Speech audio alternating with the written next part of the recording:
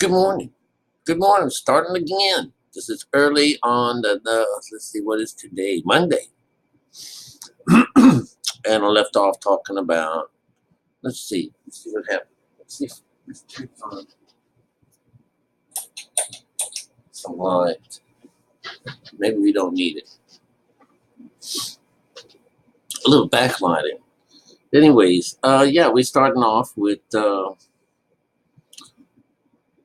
in the beginning, talking about the Bible and its symbolism.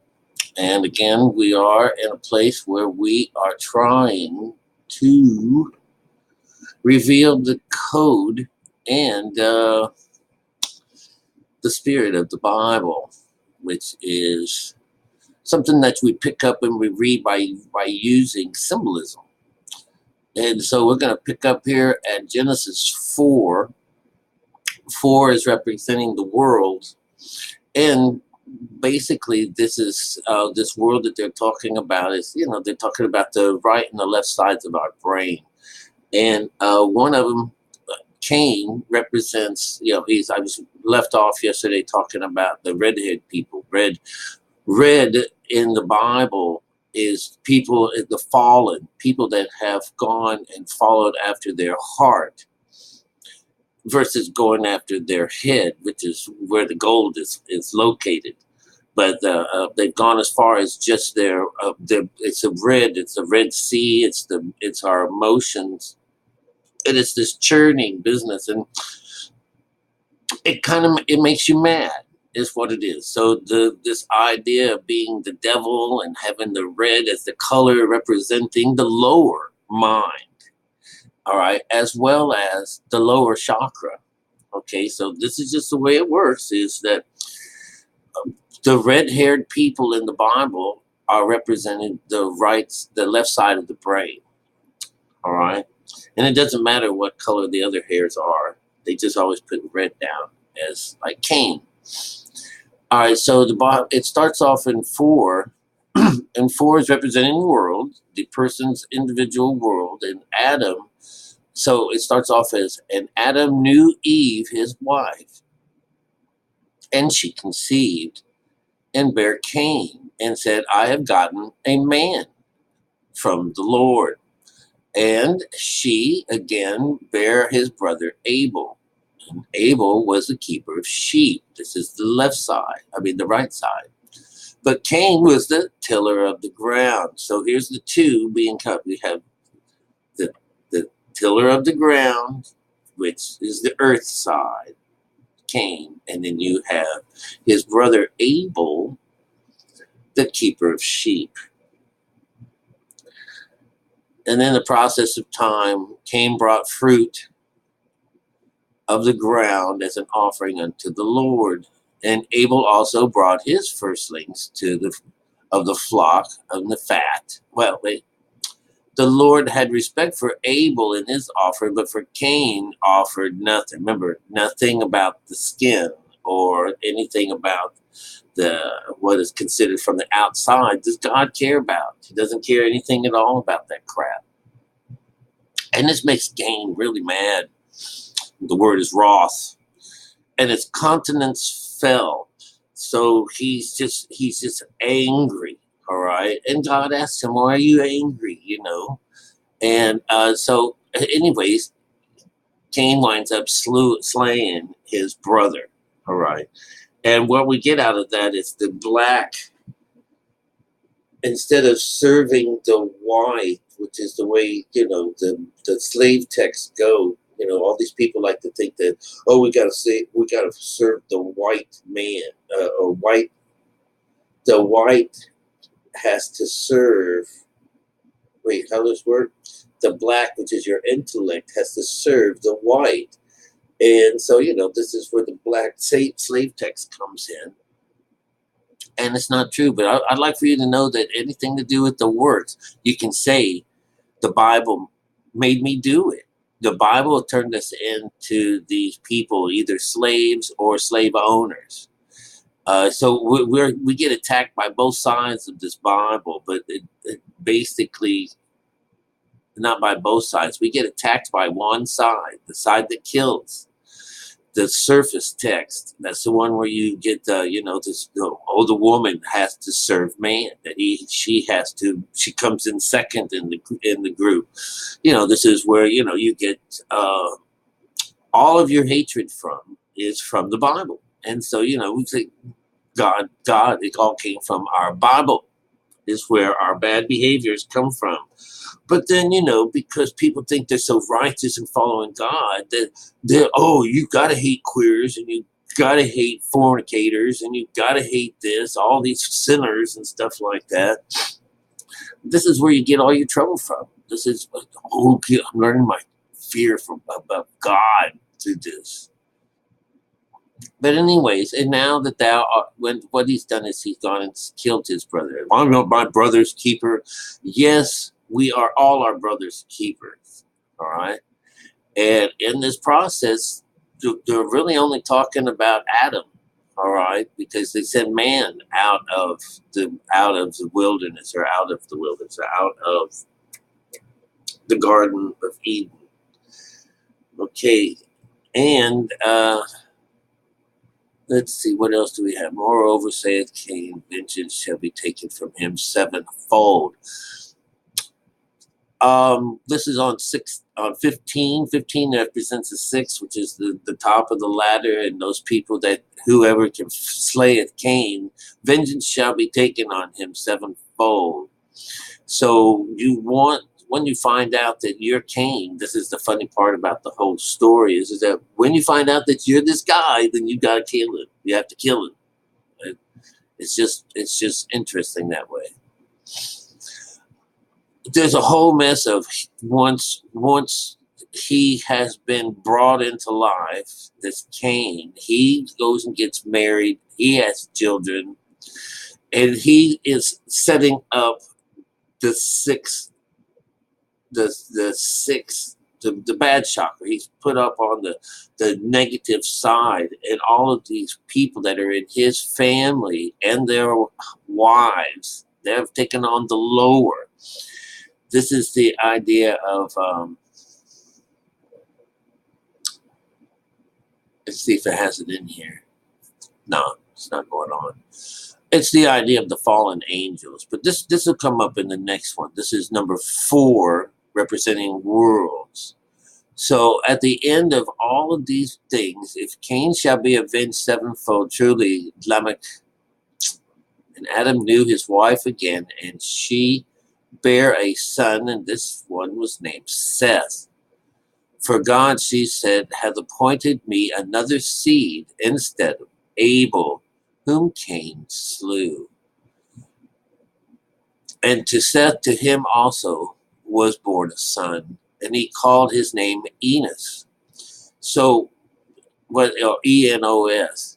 Then began men to call upon the name of the Lord. So this is number 26, which is 8, a control thing. So Enos, E-N-O-S, means man. So this is when man began to call upon the name of the Lord.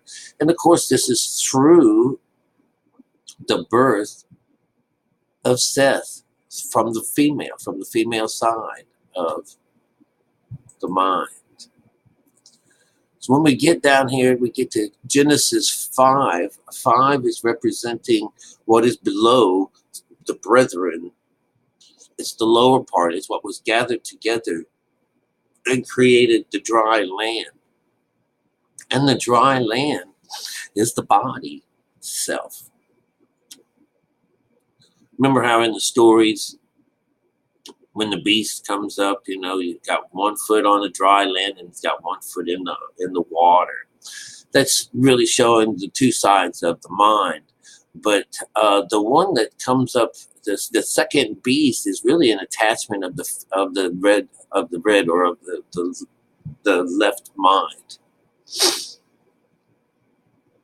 And in this book of Generations of Adam, said the day that God created man in the likeness of God, man made him.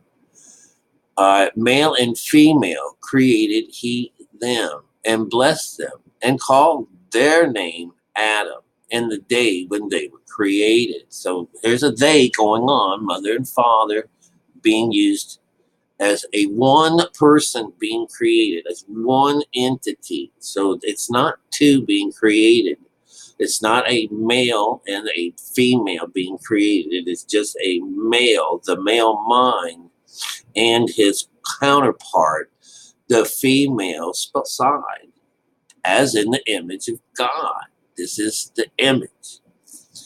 So under number 2, male and female created he them and blessed them and called their name Adam in the day when they were created.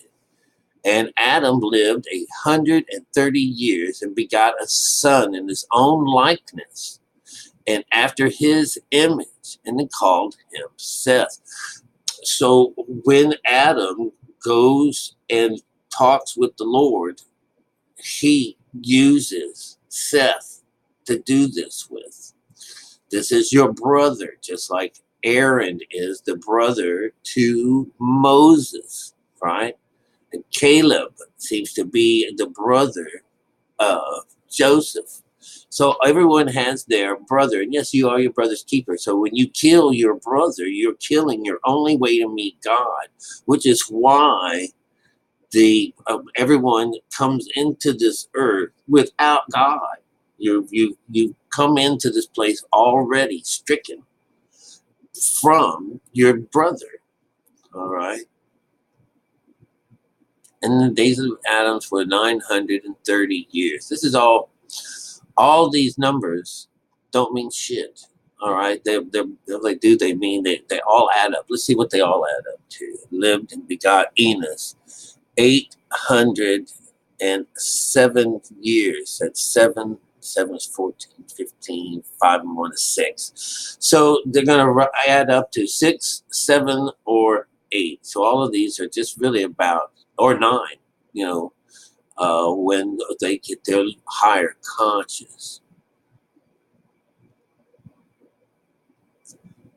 Yeah, all of this 5 is representing the brethren. All of these, Jared and what have you, and Enoch, and all the way down to Noah. Noah shows up around the 29th. That's 9, 10, 11. That's 2.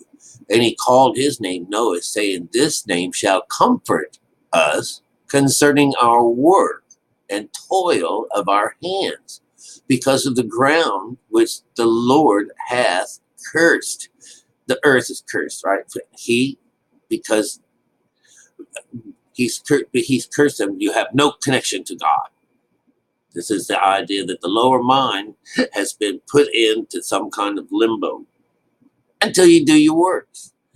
And let's see,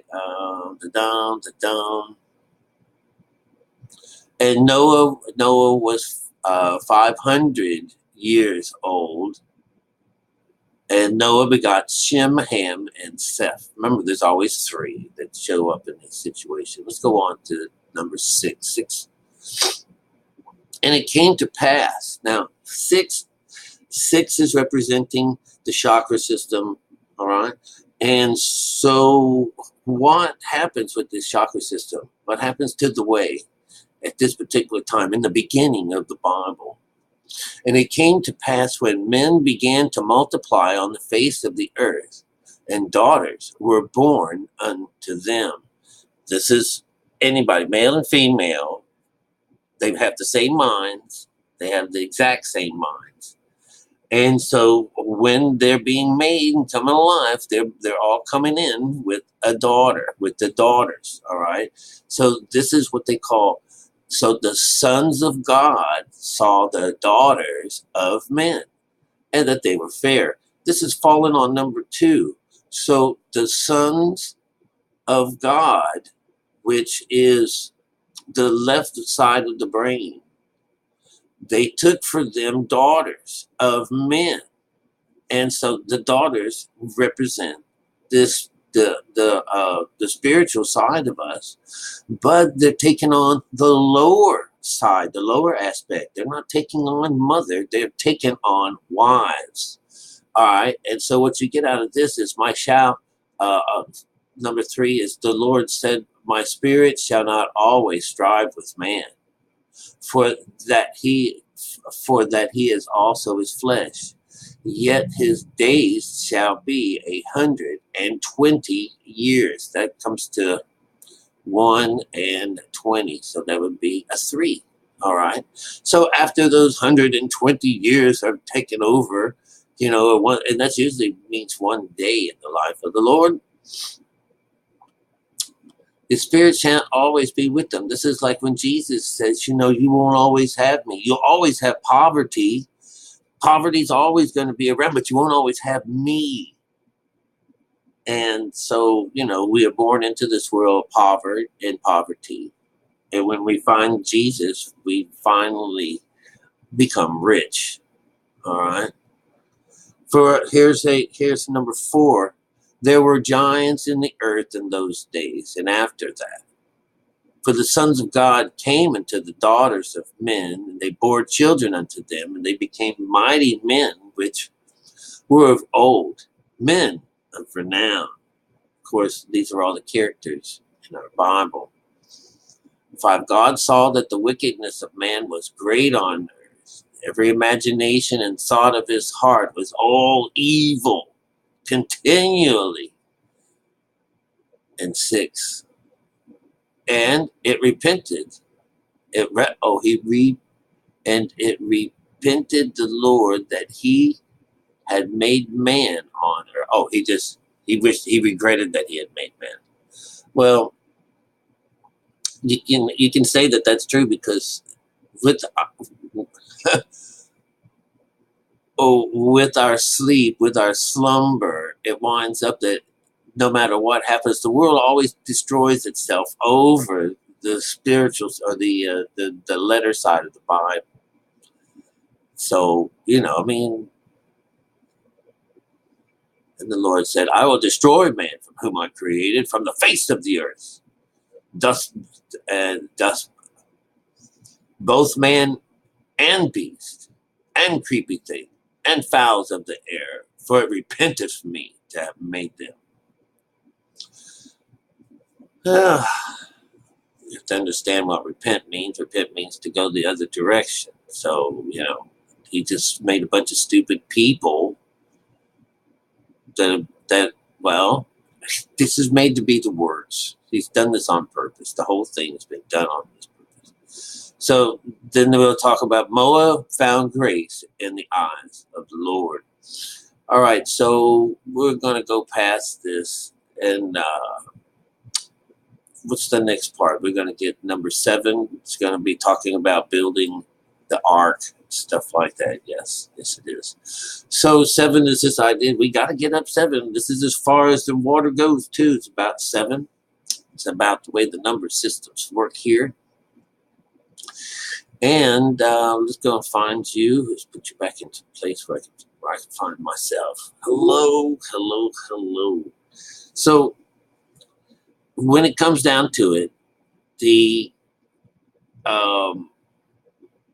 chakra system isn't working on us, because from a certain point on, everyone has gone and clung to the wife, and the wife is a substitute for God, and that you would find that, that the substitute, or the whore, doesn't give you the same connection as you would, you're still dead with her, because she doesn't represent anything great. But it's this particular part of us, it's our emotional side of us that actually has to play a role in the end of end times to get our God on, and it's just interesting. You'll see that this is where the giants, everyone likes to think of the giants and being real and stuff like that. They were giants in the world at Earth those days. No, it's just the giant is you. You become this person, because all the giants in our stories here, up to and including Christopher, Saint Christopher, these these giants have to be reckoned with. They have to be controlled. They have to be put under control. They have to be brought under control. And that's what the law is about. The law is to quell the animal side of you and make you into a decent human being, which is the whole reason why these people from Nibiru come to us. From this particular place, they call it Nibiru. They were from people from away, or from outer space or something like that, from heaven. They come and they teach man to be a better person. All right, so how do they do that? They do that by letting you go free for a little while and then taking you to God's wrath. And then you turn into this nicer guy, And this is the person and the people that they're looking for. They want you to go mine for some gold. They want you to bring the gold out, And they're not talking about the real gold. That's what happens when, stupid man comes in and has to read everything by the letter and do and mimic God, which is blasphemy. The monster that comes up and that has blasphemy written on its forehead, that's because they're not using it. God's not home. God ain't there. But she sure is pretending to be God. She takes on everyone. And anyone that drinks from her cup, dead. So it's just anyone who absorbs the lower, dead.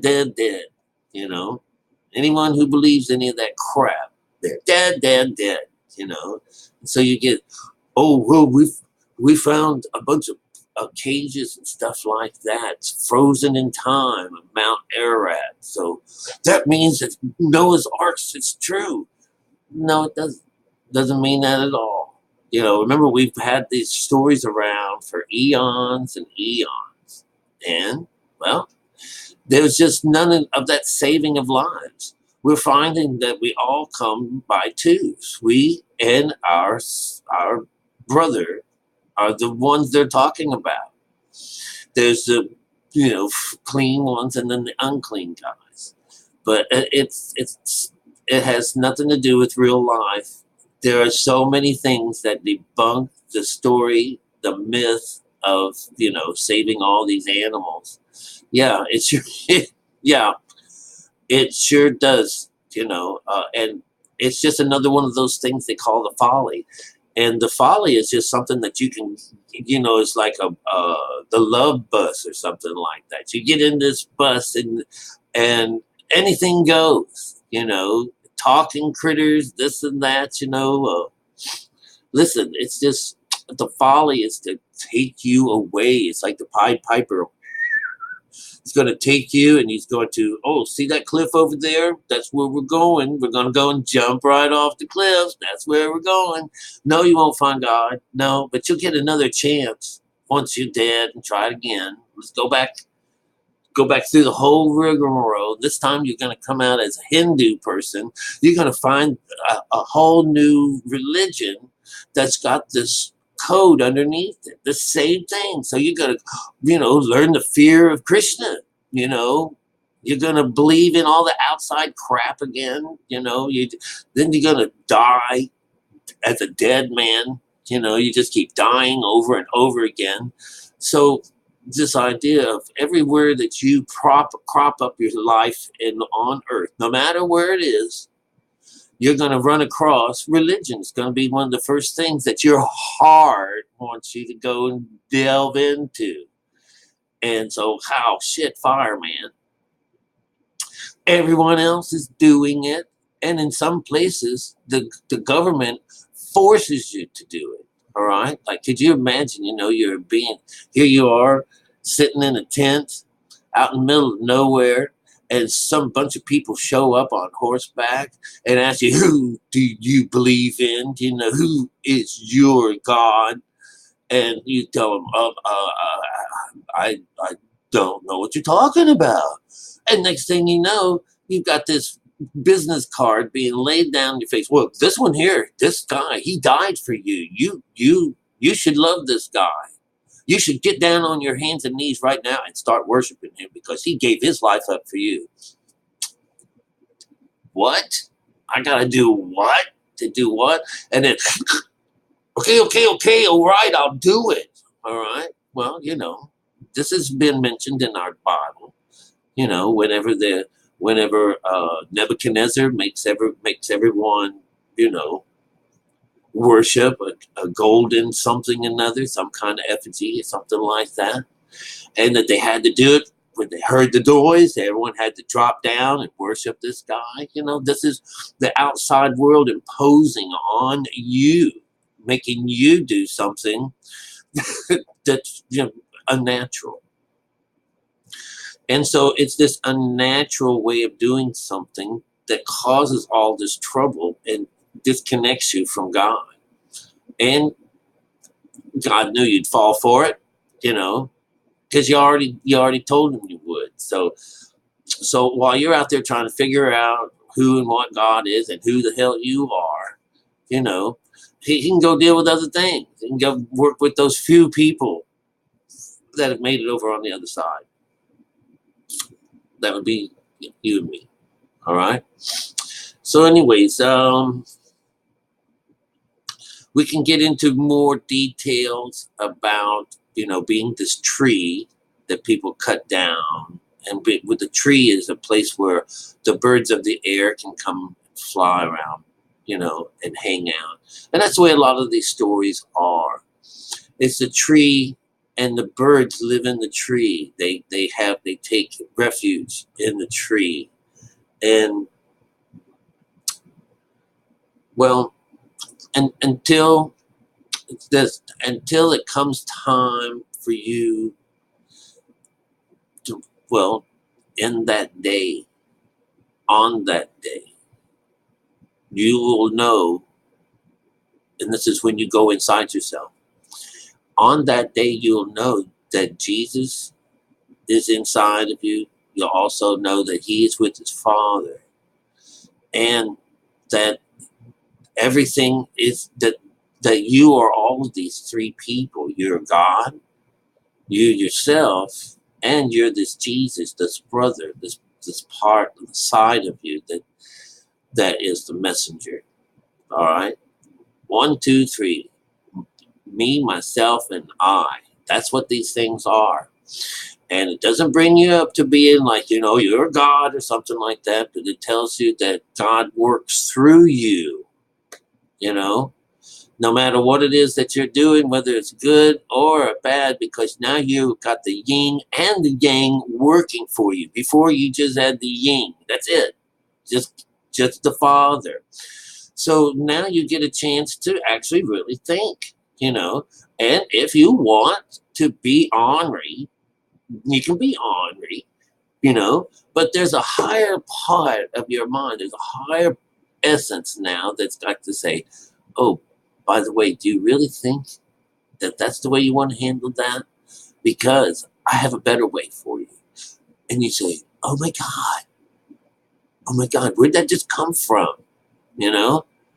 And yeah, you get a better idea of you get a better fix on things. And it's generally a little on the loving side. So it's nice. So this idea of having the when the blood and God's wrath is raising up past the bridle point, this is on the horse that you're riding, so that when you turn it to the left, it turns to the left. When you go to the right, it goes to the right. It actually is now listening to you. It doesn't have its own mind, not in some way. It has help. It has assistance.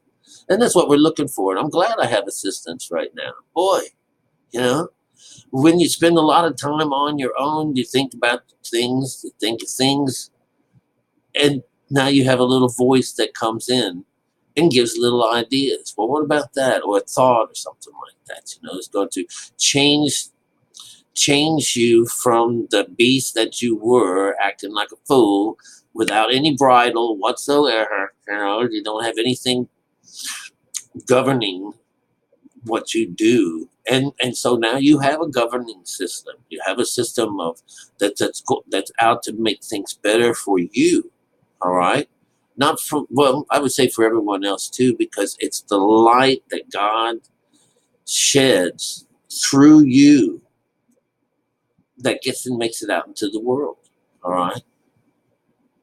And one of the ways that I share things with you is telling you how it works to get the works. There isn't any. you can understand the top part of this Bible. You can make more than 5,000 different ways to understand it and to serve God. But we're told there's only one way. And when we learn how to read the code through the Bible and learn about the spirit side of the Bible, the spirit side that saves us is the one that teaches us how to sow the seed correctly, how to bring this life, how to bring the child in us to life, to bring fruit to our lives. That's all. That's all it is. Wow, how cool that is. And to think that the only sin on earth is to be disconnected from God. It's not doing this or littering and all that. You could say, oh, this is where you learn the fear of God from. But that doesn't make what you were doing a sin. All right? There's obvious some things, if you're a murderer and there's some things like that, there's some things that you're always going to be on this bad side. You're this bad seed, but he just, well, let's wait till the end of days. Well, we'll pick them out. We'll take the good with the bad. We'll take the good and throw out the bad, right? Well, on the last day when that happens in meditation, you get the cleaning out. That's the cleaning that they're talking about. Let's gather everyone together. Let those frogs come out of their mouths. We want to get everything. We want to be a thorough cleaning of this dude. When he's done, I will be well pleased with him. And the 4 and 20 will bow down their heads. This is your brothers, your brethren, the body, yourself, your entire self is now at your command. And the outside world has no more control over you. You can, just brush them off, right? So anyways, as we work our way back through the Bible again, I'm going to pick up some new conversations. I know that we haven't done a few things. I don't think we've done Ezra. I think that the Ezra will be interesting because it's about a woman. So anyways, have a beautiful day, you guys. All right. I'm going to go do my laundry. I'm prepared. I don't have like a washer and dryer, but right across the street from me over at the M&M Laundry is a beautiful little place. That was the first place I came to when I came to town some 32 years ago when I rode a bicycle. I had a bicycle, a little 10-speed. I had just gotten out of the Navy and I had lived in St. Petersburg for about a year or so with my mom and a sister, my younger sister, PJ. And what we did is I just had to get out of there. I can't tell you how it was that I found that Key West was the direction that I was going in. I just don't know where that came from, that particular instance. Who told me to come down here to Key West? But anyways, what I did is, having very little money, I bought myself a 10-speed, and I was riding it around on the pier. I got in trouble. The cops came and stopped me for riding my bicycle on the pier. Said I couldn't. I was just testing it out. I just got it. So anyways, I figured I'm leaving town. I'm getting the hell out of here. Fuck them. That's what I was doing.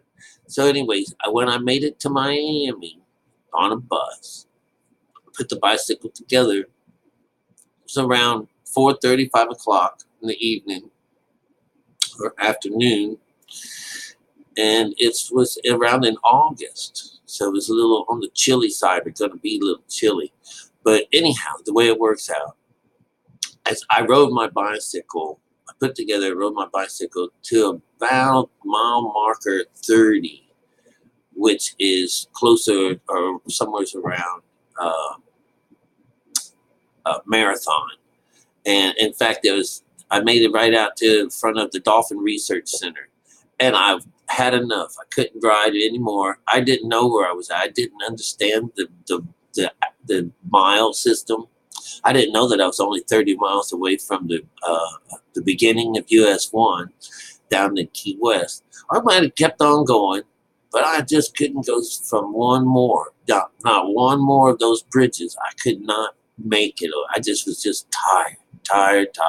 It was a tough job. It was a tough coming to town. But the first place that this little maxi taxi dropped me off at was the M&M Laundry. So, it's still in existence today. It's a beautiful place. It's a wonderful place. And what I get out of that is I got a place to stay that night. I made good friends, and I got a job the very next day at a bar as a bar back at a place called the Casa Marina. Just a wonderful little trip. My life has been nothing but one wonderful story or venture after another. And to think that, I think it all was just so I could come down and learn something about God. It's just so cool because this is where I picked it all up from, was here. It was just like just wanting to work or to discover and be a part of God. And the gay MCC here was doing their best to continue to cover for people that want to have the spiritual side of their body. Remember, there's something in our mind, in our bodies that wants this. So we're hardwired for spirituality. And for those people that totally block it off, this is showing how the mind kills the spiritual side of us. This is Cain killing Abel. If you got a chance to, you would kill the whole idea behind a religious, because it doesn't make sense. You can look at it and say, it just doesn't make sense to me. And so the intellect will say, I don't like it. That same intellect reads something, say, well, it's read, they wrote it, it's written right here, And so the intellect gets stuck on it. This is still the black side. So regardless of whether you are a believer in the Bible and the Word, you could be a non-believer of the Bible and the Word, and you get the same results. You're just one dead motherfucker. That's just how it works. Until you do the works. And even taking this and not believing it, and some of those atheist people that I know, most of the atheists that I meet, know more about the Bible than someone who believes in the Bible. So there's the works. They've been mowing it over. And even to some of them, I could say, well, it's really about meditation. So I try to take it out of it's spiritual, and I try to bring it down to earth to them. And they're also like, oh no. So, then I get a hold of somebody who's believer and I bring it also to earth. And oh no. So they're pretty deep in their slumber. And that's God's slumber. God's doing to them what he's done to everyone. And that is to make them really beg for it, So anyways, remember, Moses was not a leader. He was not a great leader. He is someone like yourself who is the meek. The meek shall inherit earth. It's the meek. It's the person who says, I've given up. I'm tired of it. I want my life back. I want me. Someone who's just tired of it. And he's willing to say, okay, what do I have to do? What do I have to do to get my life back? What do I have to do? All right. So it's a decision that someone makes, right? And though Moses is one of these guys that wants his family back, wants his life back.